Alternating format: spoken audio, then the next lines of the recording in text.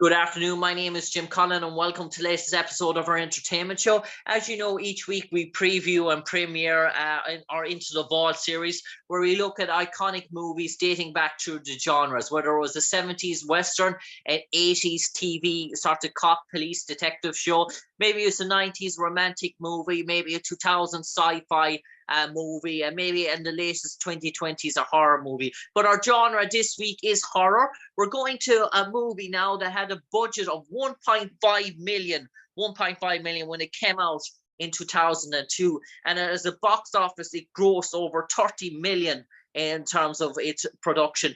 It only featured behind Saw, which came out in 2004, as probably the biggest horror sort of budget in terms of its production.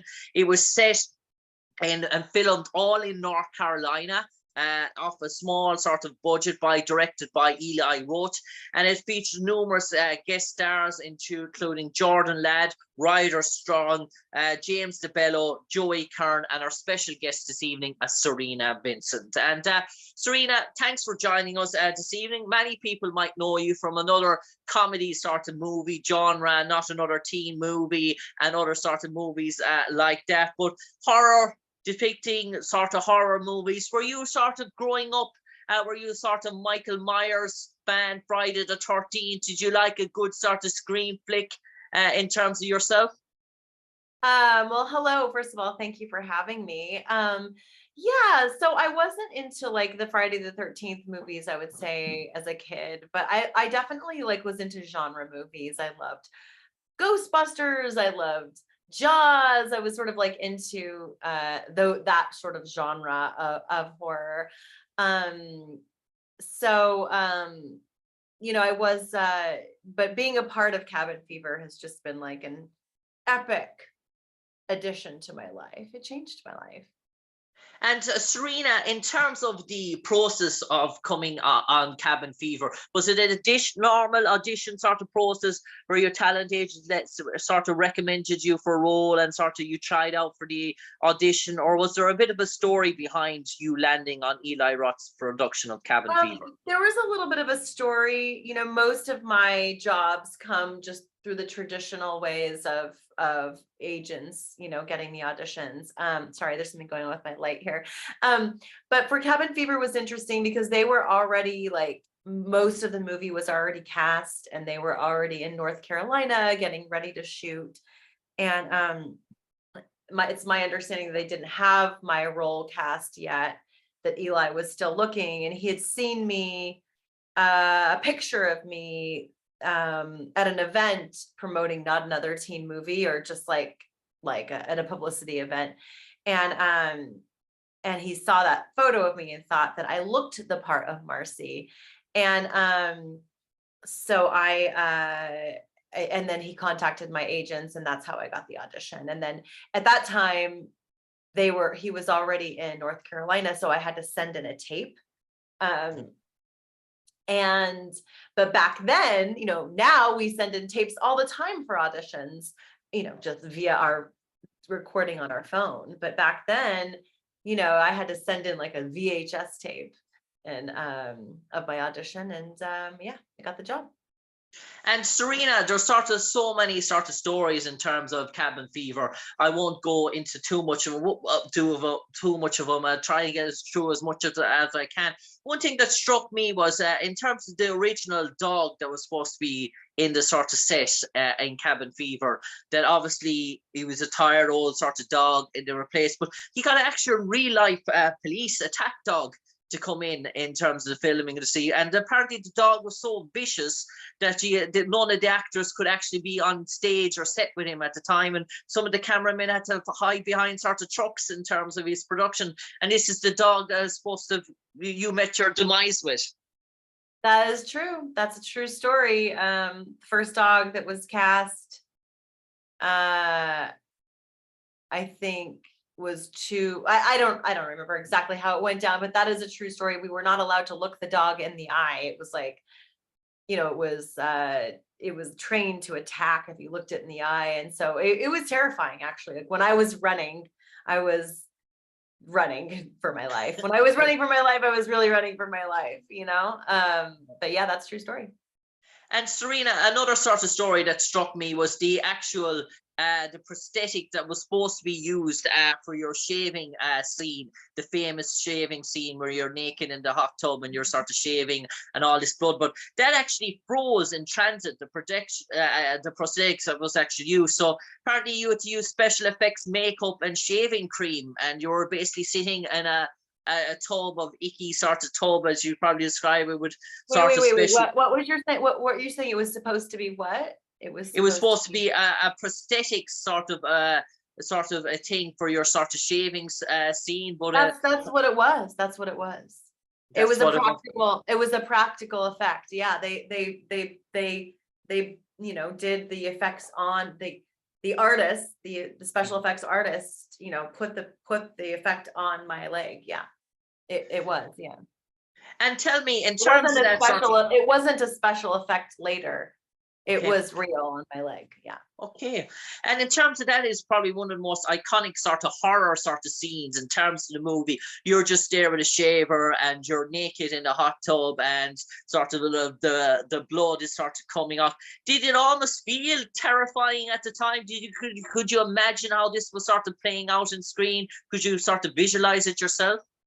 So, um, not actually for that scene. So what's interesting about that scene is, it was very technical because the reveal of the prosthetic on the leg, or the makeup effects on the leg needed to be specific for camera.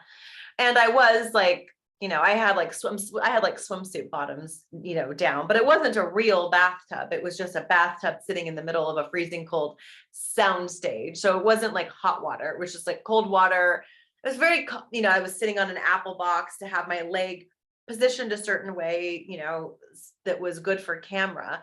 And of course I had to have like all the emotion and all of the things going into it. But it was a very technical scene to shoot.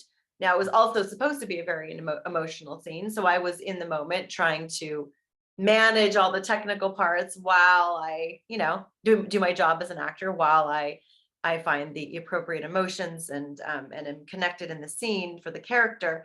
But the thing about horror movies are they're not actually scary to shoot, because they're not actually scary really until you cut them all together and they're edited and you add the music and the sound effects, and then it feels frightening.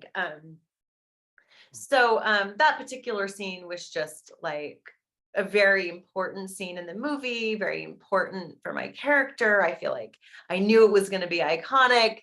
I wanted to do right by it. So all the technical pieces, I was just trying to nail. So, but you have to give credit where credit is due. And Eli had an amazing vision for it, and the sound effects and the editing, all of that came together to make a really cool scene.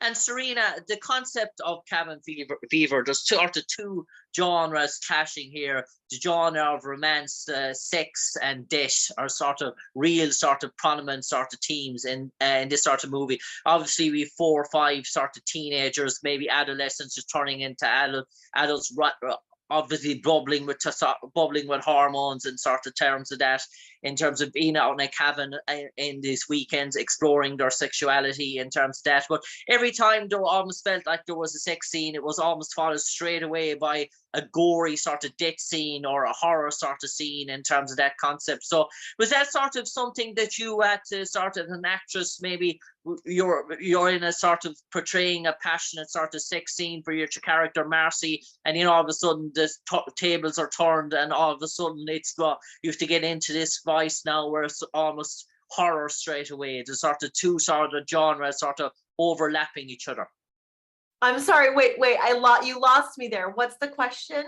So the question, Cerina, was it hard to sort of switch between the sort of two genres in terms of the sex scenes to the horror scenes in terms of as a character? Sex scenes are just awkward. They're terrible to shoot. They're not fun. Nobody has a good time shooting a sex scene. They're very awkward. It's very uncomfortable for everybody on set. It's just one of those things that like you get through. Eli Roth is great, and so he made it really fun, and Joey Kern was great, and so and writer, and so like but they're terribly awkward. But as an actor, you don't really think about oh, I'm switching genres. As an actor, you do the work on your character, and you just are true to every moment of that character. I mean, I think like directors and producers and different, I mean, yes, you're thinking about the genre, you're thinking about doing right by all the horror fans and all of those things. But really, it doesn't matter what movie you're in, what genre movie you're in, as long as an actor, I show up prepared, knowing my character, and I am connected in the scene, and I am authentically, delivering my lines as that character, and the emotion and the physicality, and as long as I am doing my job in that moment, all the other stuff falls into place. So it doesn't, I think there is a certain amount of sex in horror movies throughout history. So it to me didn't feel like we were crossing genres as much as again, like I was just sort of being true to this character. Yeah, and you mentioned this character, Marcy, and looking at her in the movie and sort of doing the research on her, it almost feels like halfway through the movie she loses faith. She gives up she accepts her reality. She accepts what's going to happen to her in terms of the scene. So there's almost sort of, she comes at peace with her own sort of demise, dare I say. I think she's at peace. I think that she's scared. I think she's alone. I think that Marcy was somebody that, like, connected to other people, and for the wrong reasons, right? In the wrong ways, not necessarily authentically. So I think that she feels a certain amount of guilt, and I definitely wouldn't say she was at peace with it. I mean, maybe it came off that way when she's in the bathtub. I think that she's I think she was how would I say it? Just I'm scared, really. Alone, confused. And obviously, in terms of the set, you were working in a sort of an intimate sort of environment, a sort of small cabin, a sort of forest and sort of trees. And it was no sort of big budget in terms of that, no sort of key, but it really got the essence of horror in terms of that. But some great stories. One of the actors actually came out, and a school children bus was passing by, and actually he was covered with blood, frightened actually the school children. And Joey Kern obviously had 4 different eye injuries, apparently, and he had to go to hospital a number of times on sort of set as well. So it was a set, obviously, where an awful lot happened in between taking the movie. And was it enjoyable sort of shooting in North Carolina? Did you become a sort of intimate sort of set during your time shooting the movie in terms of all the actors and family? Did you sort of form this sort of chemistry between each other? We all became very good friends. I mean, we had a really good time together as a group. We really like cared about each other, and we all would like have dinner together at the end of the night. And Eli really created that environment of family. We felt like family by the end of it, and we still do. There's just not every movie that you do ends up being successful like that.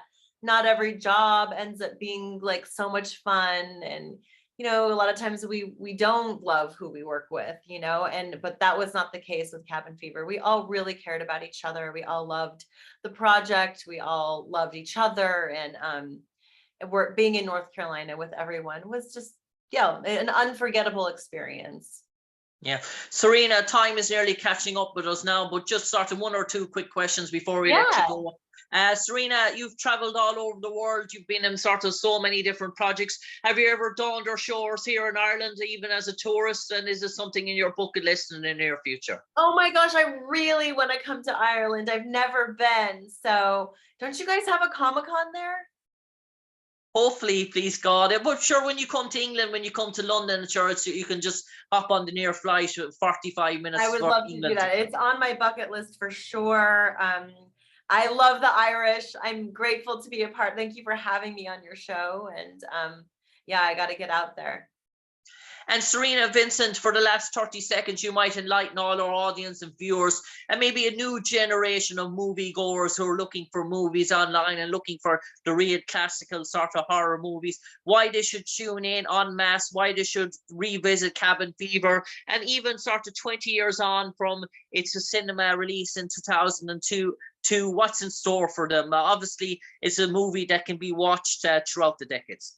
Yeah, I think that it's you know, it was shot on film. Nothing is shot on film anymore, really. You know, it's beautiful, and I don't think that you could make that movie today. I think it would just be like politically incorrect. There's just so many reasons why we wouldn't be able to make that exact movie today. And I think horror fans will have a lot of fun. Young horror fans that haven't seen it yet, going back to watch it. I feel like it was like one of the last of I don't know, of its time. On that note, time has caught up with us there today. Cerina Vincent, thanks for joining us today to share your memories of your appearance as Marcy in our Into the Vault movie series. You appeared in Cabin Fever 2002 alongside Jordan Ladd, Ryder Strong, James DeBello, Joey Kern, the breakout horror movie of the year, won many awards throughout the year and previous years for the horror movie in terms of the production of Cabin Fever. It's gone on to have various sorts of sequels and sort of movies in this sort of line, but Cabin Fever set its sort of tone. It was the original sort of movie. Cerina Vincent, an absolute pleasure talking to you today, and do visit us in Ireland sometime in the near future. I will. Thank you, James. It was my pleasure. Appreciate it. Thank you, Cerina. Thank you.